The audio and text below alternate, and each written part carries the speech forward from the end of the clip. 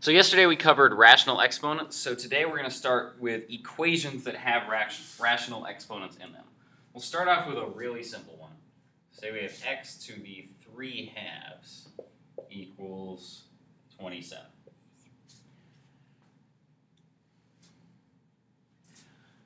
Now the first thing I would do here, at least until you really get the hang of rational exponents, is go ahead and convert it to radical form, because that's something that probably makes more sense to you.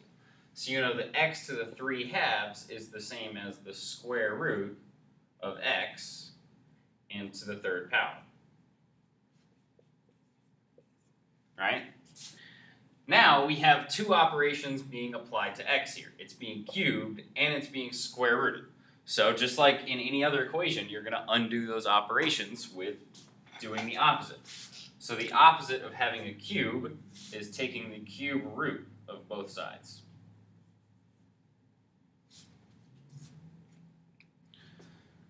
So the cube root cancels with the cube sign, so now we're just left with square root of x. And here the cube root of 27 is 3. And then we know the opposite of a square root is we square both sides. So we have x equals 9. And I'm going to keep encouraging you to check these here. Now we can, from here to here, we didn't actually change anything about the equation other than how it was written. So we can check, is the square root of 9 to the 3rd power equal to 27? The square root of 9 is 3, and 3 to the 3rd power is indeed 27. Moving on.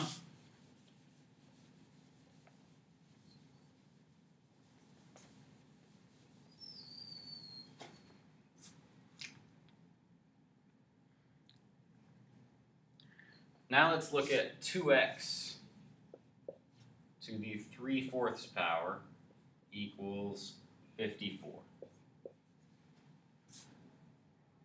Again, we'll just apply inverse operations until we get x by itself. Now here, notice this 3/4 power, it's only being applied to x. 2 is not being raised to a power. So before I deal with the exponent, I need to deal with the coefficient. So, naturally, I'll just divide by 2. And now I have x to the 3/4 equals 27, right? And of course, I can change this into radical form. So this would be the 4th root of x to the 3rd power equals 27. The opposite of cubing something is taking the cube root. So we have now the 4th root of x equals 3. And then if I raise both sides to the 4th power, because that would be the opposite of a 4th root, I get x equals 81. Again, if we check this, we have 2 times 81 to the 3/4 power. The 4th root of 81 is 3, and then 3 to the 3rd is 27. So this is 2 times 27, and that equals 54.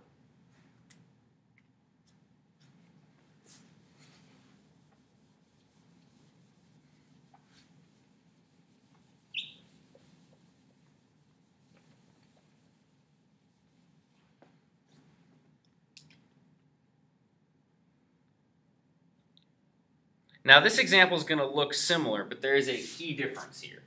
We have 27x, and the entire thing is raised to the 3/4. And minus 1 equals 26. Now before I worry about this, I have to deal with my constant that's being subtracted. So we'll just add 1 to both sides. So now we have 27x to the 3/4 equals 27.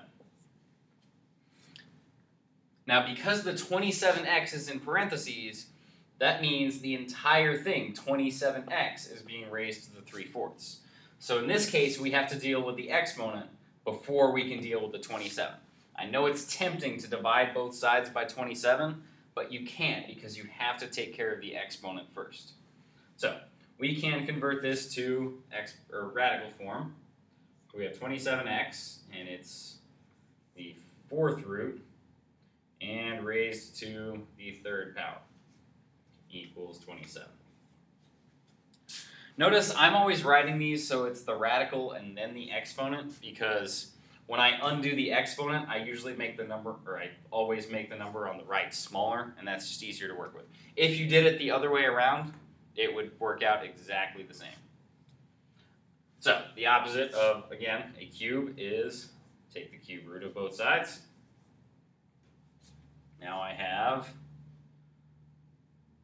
the 4th root of 27x equals 3.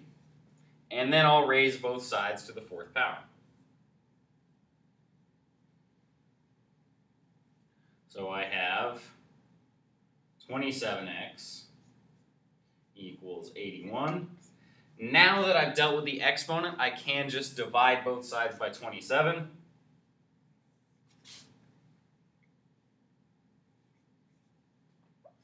And I'll get x equals 3.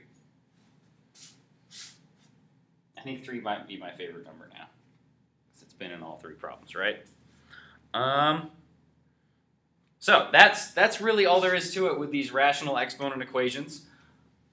Careful with dealing with parentheses or exponents first, but that's really all there is to it.